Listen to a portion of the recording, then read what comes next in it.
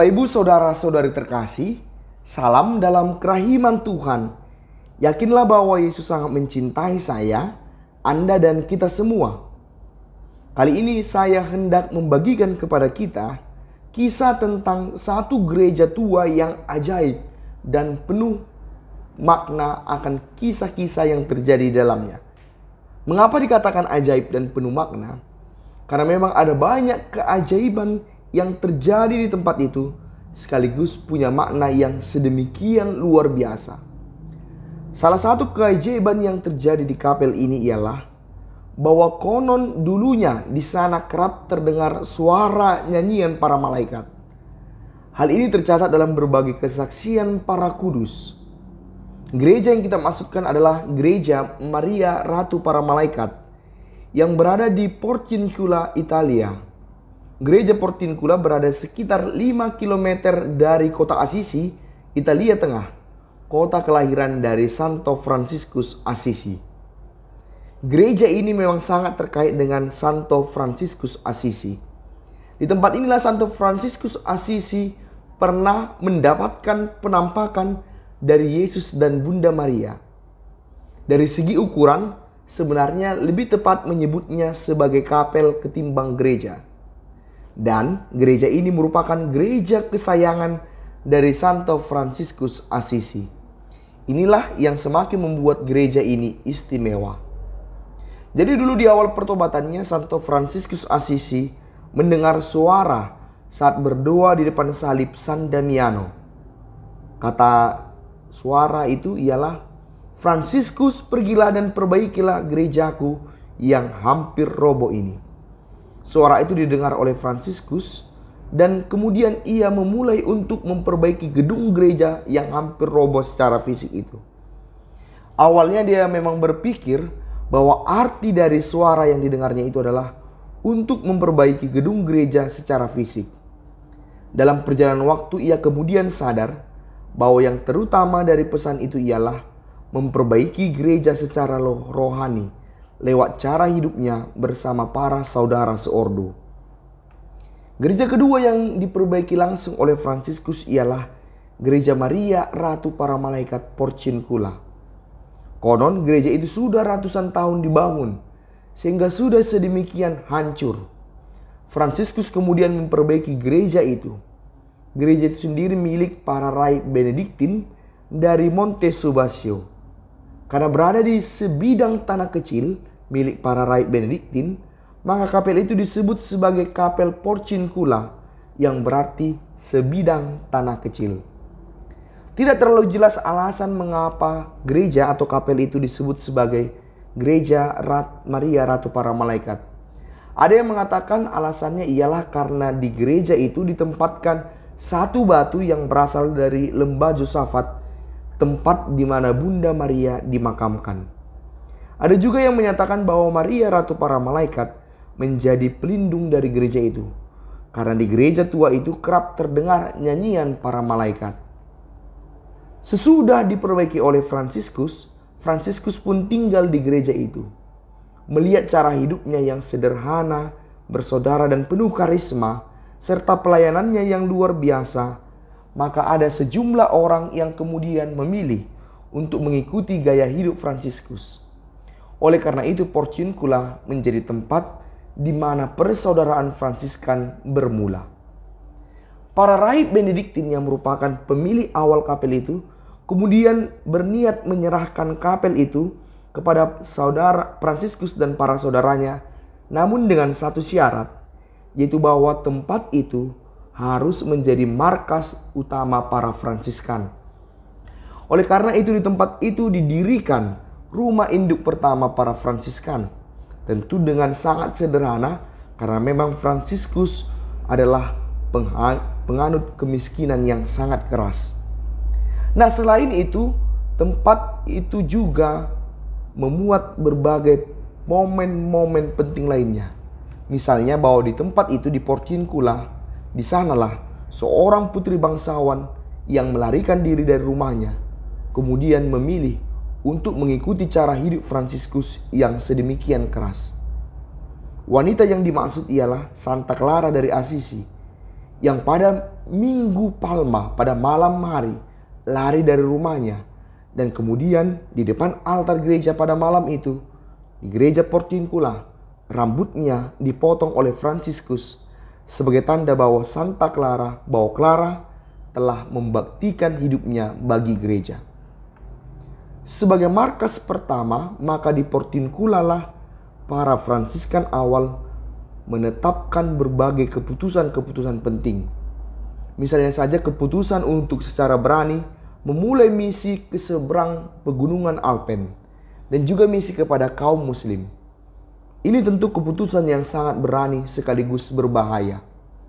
Sedemikian cintanya Fransiskus akan gereja Portiuncula, maka menjelang wafatnya Fransiskus meminta agar dibawa kembali ke Portiuncula.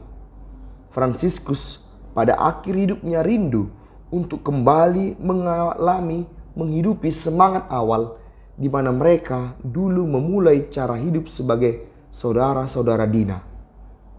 Karena itu pula di akhir hidupnya Fransiskus mewasiatkan agar para saudara-saudaranya seordo jangan pernah untuk meninggalkan gereja Portiuncula.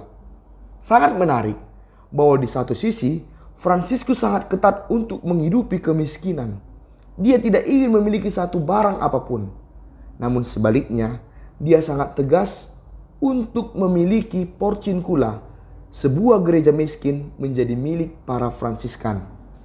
Fransiskus mengatakan bahwa jikapun kamu suatu waktu diusir dari tempat itu, maka kalian harus berusaha masuk ke tempat itu lewat pintu yang lain. Satu lagi hal penting yang terjadi di tempat itu ialah penampakan Yesus dan Bunda Maria kepada Santo Fransiskus Assisi, sebagaimana sudah saya ungkapkan di awal tadi. Jadi pada tahun 1216, Santo Fransiskus sedang berdoa dalam kekusyukan di gereja Portiuncula. Tiba-tiba saat itu ia melihat cahaya yang menyilaukan, dan di tengah cahaya itu muncul Yesus Kristus bersama Bunda Maria serta barisan para malaikat yang turun naik mengelilingi gereja Portiuncula. Santo Fransiskus takjub dan kemudian menyembah dengan sangat hormat. Saat itu Yesus berkata kepada Fransiskus, "Fransiskus, engkau sangat giat bekerja untuk keselamatan jiwa-jiwa. Mintalah kepadaku apa yang kau inginkan demi keselamatan banyak jiwa."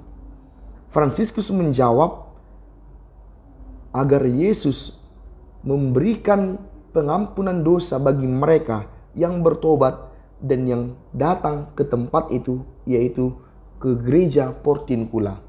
Bunda Maria kiranya menjadi pengantara anugerah pengampunan itu. Permohonan itu dikabulkan oleh Yesus, dan bahkan Yesus sendiri memerintahkan agar Fransiskus pergi menjumpai Paus Honoris ketiga, agar Paus memberikan peneguhan atas permohonan Fransiskus itu. Paus pun memberikan izin penganugerahan indulgensi Portiuncula, yaitu setiap tanggal 2 Agustus, yang dimulai sejak ibadat sore hari sebelumnya, yaitu 1 Agustus. Demikianlah setiap tanggal 2 Agustus selalu dirayakan pesta Maria Ratu para Malaikat, di mana gereja menyediakan indulgensi bagi mereka yang menjalankan syarat-syarat dalam memperoleh indulgensi, sebagaimana ditetapkan oleh gereja. Salah satu syaratnya ialah mengunjungi gereja Portiuncula pada tanggal 2 Agustus. Gereja Portiuncula masih ada hingga saat ini, sehingga hingga saat ini pun kita masih dapat memperoleh indulgensi sebagaimana pernah dimohonkan oleh Santo Fransiskus Assisi. Saat ini gereja Portiuncula berdiri teguh, namun menjadi unik karena dibangun suatu basilika besar, sehingga gereja Portiuncula berada di dalam basilika besar itu. Dengan demikian, gereja Portiuncula menjadi gereja di dalam gereja. Selain gereja Portiuncula yang lama, di dalam basilika yang besar itu juga terdapat kapel untuk mengenang tempat wafat Fransiskus. Dan di kapel itu ada satu patung Fransiskus. Yang unik ialah bahwa di patung itu selalu hinggap sepasang burung merpati. Ini mau mengingatkan kita betapa Fransiskus sangat bersaudara, termasuk terhadap binatang-binatang. Setiap tanggal 2 Agustus merupakan perayaan Pesta Maria Ratu para Malaikat.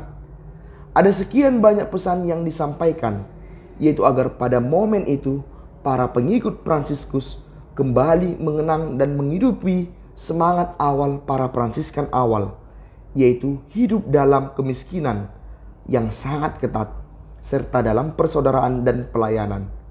Pesta ini juga mengingatkan para Fransiskan bahwa Bunda Maria adalah pelindung ordo, di mana Bunda Maria sebagai pelindung Portiuncula, markas pertama para Fransiskan, sungguh melindungi para saudara Fransiskan sehingga Fransiskan bisa hadir ke seluruh dunia. Ordo Fransiskan berkembang luas. Pesta ini juga mengingatkan kita akan kerahiman Allah, serta bagaimana Fransiskus memberi teladan kepada kita agar tidak hanya memikirkan keselamatan diri kita sendiri, melainkan juga keselamatan orang lain. Dalam konteks kami para saudara Fransiskan Kapusin di Indonesia ini, Pesta Maria Ratu para Malaikat ini sudah sekian puluh tahun diisi dengan momen pengucapan kaul perdana.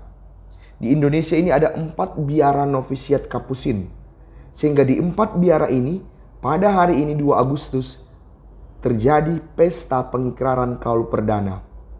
Mari kita berdoa agar Maria Ratu para Malaikat yang merupakan pelindung rumah pertama Fransiskan sekaligus pelindung para saudara Fransiskan setia melindungi para frater kita yang baru berkaul perdana hari ini. Kita bersyukur bahwa dalam konteks Kapusin Indonesia panggilan masih cukup subur sehingga masih cukup berlimpah orang muda frater yang berkaul perdana setiap tahunnya. Itu semua kita yakini berkat doa Bunda Maria Ratu para Malaikat yang luar biasa. Yesus, Engkau andalanku, Pace Ebene.